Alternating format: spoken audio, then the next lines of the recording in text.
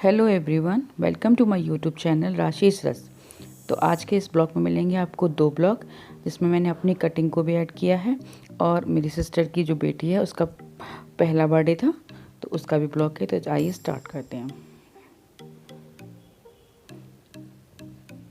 तो जो मैंने कटिंग कराई है वो मैंने कराई थी greater Noida NRI city centre में। जब हम इसके अंदर जाते हैं तो आप देख सकते हैं कि सिर्फ पूरा ही मॉल बंद था, एक से या दो ही पार्लर, तो यहाँ केवल 2 ही खुल रहे थे और जिससे मैंने पहले कटिंग कराई थी वो बंद था। तो हम यहाँ देख रहे थे कि किससे कराएं और आप यहाँ देख सकते हैं कि इस पूरा मॉल बंद है। ये सारी शॉप्स बंद थी। यहाँ साइड में सारे ये पार्लर हैं, तो यहाँ सिर्फ 2 ही पार्लर खुल रहे थे। अब उसमें बड़ा कन्फ्यूज़न था क्योंकि मैंने इनसे कभी नहीं कराया। मैंने हमेशा अपनी कटिंग जावेद हबीब जो सैलून होते हैं सिर्फ उन्हीं से कराई है। तो सिर्फ ये 2 पार्लर यहाँ खुले हुए थे, तो मैंने इसमें जाके ट्राई किया। मैं कि इसमें देखती हूँ कैसा है, लेकिन आप यकीन नहीं करेंगे कि सैलून वाकई में बहुत अच्छा था। उसने कटिंग भी मेरी बहुत अच्छी करी। तो यहाँ पर मैं इनको अपनी पिक्चर्स दिखा रही हूँ। ये कटिंग मैं पहले भी करा चुकी थी, तो मैंने अपनी पिक्चर्स इनको दिखाई। और ये मैंने उन्होंने भी सैनिटाइज़ करके रखते हैं। अगर आप यहाँ बैठेंगे तो वो पहले से आपको सैनिटाइज़ करेंगे और ख़ुद भी अपने हाथ सैनिटाइज़ वगैरह करके रखते हैं। और आप यहाँ देख सकते हैं कि सारी चेयर बहुत स्पेस से रखी हुई थी। हमें डर लग रहा था कि पता नहीं पार्लर में कैसा होगा, लेकिन हमसे ज़्यादा उन्हें सेफ्टी की ज़्यादा वो थी। तो इसलिए वो पहले से आपको सैनिटाइज़ चेयर वगैरह सब करके देते हैं। लेकिन अपनी सेफ्टी के लिए आप खुद भी अपना सैनिटाइज़ लेकर जाएँ। यहाँ मैं दुपट्टा अपना लेके खुद से गई थी, जिससे मैं खुद से उसे पहले से लपेट लूँ। लेकिन जब मैंने उनको देखा तो वो इस तरह से डिस्पोजल आपको शीट देते पहनाते हैं और फिर इसको वो डस्टबिन में डाल देते हैं। ऐसा नहीं है कि इस शीट से वो औरों की और कस्टमर्स को भी कटिंग करें या उनको पहना, ऐसा कुछ नहीं है। एक शीट एक ही बंदे को दे रहे थे वो। और यहाँ पर मैंने ये भी देखा कि कॉम वगैरह भी वो सबका अलग अलग यूज़ कर रहे थे। एक कॉम से वो हर कस्टमर का नहीं कर रहे थे कि सीज़र एक या कॉम एक, सबके लिए अलग अलग सामान था। और भी कस्टमर थे यहाँ पर। तो जब मैंने उन्हें अपनी कटिंग दिखाई थी तो मुझे समझ नहीं आया कि ये मेरे बालों के साथ कर क्या रहे हैं, क्योंकि वो स्ट्रेट कर रहे थे मेरे बालों को। तो जब मैंने उनसे पूछा कि सी स्ट्रेट क्यों कर रहे हो, तो उन्होंने बोला कि ये कटिंग स्ट्रेट करके ही होती है। लेकिन जब मैं पहले कराती थी तो वो ऐसे ही कर देते थे, वो स्ट्रेट वगैरह नहीं करते थे। और अब आप यहाँ देख सकते हैं कि पहले मेरे बाल कैसे लग रहे थे और अब आप। और वाकई में ये कटिंग स्ट्रेट बाल करने के बाद ही सेट आई।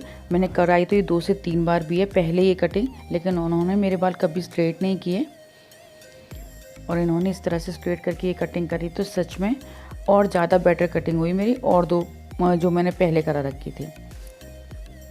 तो शायद यही पार्लर्स का फ़र्क होता है। तो मुझे ये पार्लर अच्छा लगा, तो मैं आपको उसको एंड में पूरा एड्रेस वगैरह दूँगी। तो आप अगर आप ग्रेटर नोएडा रहते हैं तो आप इसको ट्राई कर सकते हैं। और मैं अगर जो मेरी कटिंग कर रहे हैं इनका नाम विनोद है। अगर आप जिससे कटिंग कराएं और आपको पसंद आए तो नाम ज़रूर पूछना चाहिए, जिससे अगर हम दोबारा उस पार्लर में जाएं तो हम उससे कह सकें कि हमें उनसे कटिंग करानी है। मेरा है हमेशा से कि मैं जिससे भी कटिंग कराती हूँ और मुझे जिसकी कटिंग पसंद आती है तो मैं उसका नाम पूछ लेती हूँ, जिससे मैं नेक्स्ट टाइम जाती हूँ तो मैं उसी बंदे से कटिंग कराती हूँ, क्योंकि उस बंदे को पता होता है कि आपको किस तरह की कटिंग चाहिए। और सच में मुझे यकीन नहीं हुआ कि मेरी स्ट्रेट करने के बाद ये कटिंग इतनी अच्छी होगी, क्योंकि बाकी की जो मैंने पहले कटिंग कराती थी वो सिर्फ ऐसे ही, कोई स्ट्रेट नहीं करते थे बालों को और सिर्फ ऐसे ही कटिंग कर देते थे। तो आप यहाँ देख सकती हैं मेरी कटिंग, और पहले आप मेरे बाल देखे थे और अब देखिए कि स्ट्रेट करने के बाद और फिर कटिंग करने के बाद एकदम ही लुक चेंज हो गया। तो ये है इनका पार्लर और मैं आपको अपनी कटिंग दिखा रही थी पहले। और ये है उनका एड्रेस। तो ये नेल आर्ट, स्किन केयर सब कुछ करते हैं और सच में ये काफ़ी अच्छा सैलून था। तो अब हम आ गए हैं बर्थडे पार्टी में। तो ये है बर्थडे गर्ल, इसका नाम है गुनगुन। हम इसे गुनगुन कहते हैं, वैसे इसका नाम है वर्णिका। तो ये मेरी सबसे छोटी सिस्टर है। ये मेरे दूसरे नंबर से, मतलब मैं सबसे बड़ी हूँ, फिर ये दूसरे नंबर वाली सिस्टर है और जो सबसे छोटी है, हम 3 बहनें हैं। तो उसकी बेटी का बर्थडे था, ये अभी 1 साल की हुई है, तो इसका पहला बर्थडे है ये। तो आप इसको, ये हमारी सारी फैमिली है, मेरे मम्मी पापा, हम तीनों बहनें, भाई भाभी। अभी इसमें एक भाई और नहीं है, एक भाई और है, मेरे 2 भाई हैं। तो ये सारी डेकोरेशन है। अगर मैं अपने लुक की बात करूँ तो यहाँ मैंने इस तरह की साड़ी पहनी है, सिल्क की साड़ी, सॉफ्ट सिल्क के, पहनने में बहुत कंफर्टेबल साड़ी है ये। और ये ब्लाउज इसके साथ का नहीं है क्योंकि साड़ी एकदम मैंने नई ली थी, तो ब्लाउज मैंने अपनी दूसरी साड़ी का पहन लिया। लेकिन ब्लाउज इसमें सेम जा रहा है, ज़रूरी नहीं है कि हर साड़ी के साथ आप ब्लाउज को तैयार करें। अब हमें कभी भी साड़ी लें तो उसका चेक करना चाहिए ना किसी ब्लाउज से हमारी साड़ी मैच करी जाती है, तो ज़रूरी नहीं है कि साड़ी का ब्लाउज ही सिलवाओ।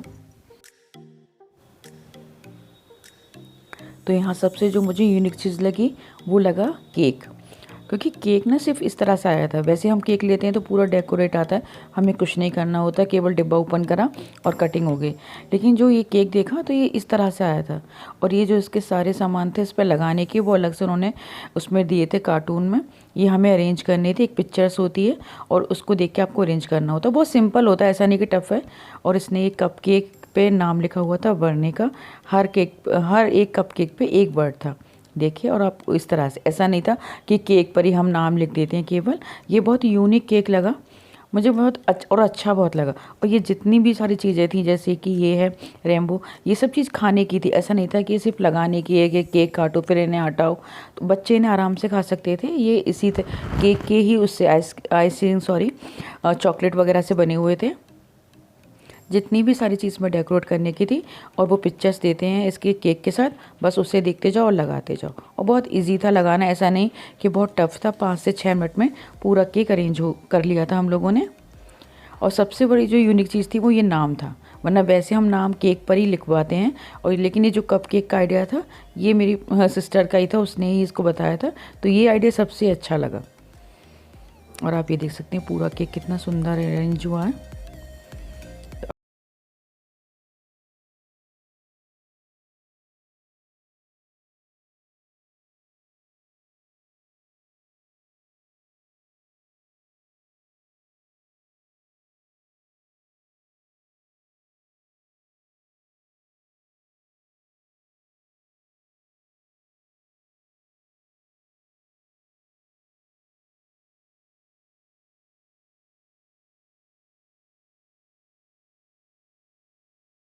तो सबसे अच्छा क्या लगा मुझे, तो इस बर्थडे में सबसे अच्छा केक लगा, और इसे अरेंज करना भी बहुत सिंपल और बहुत आसान था।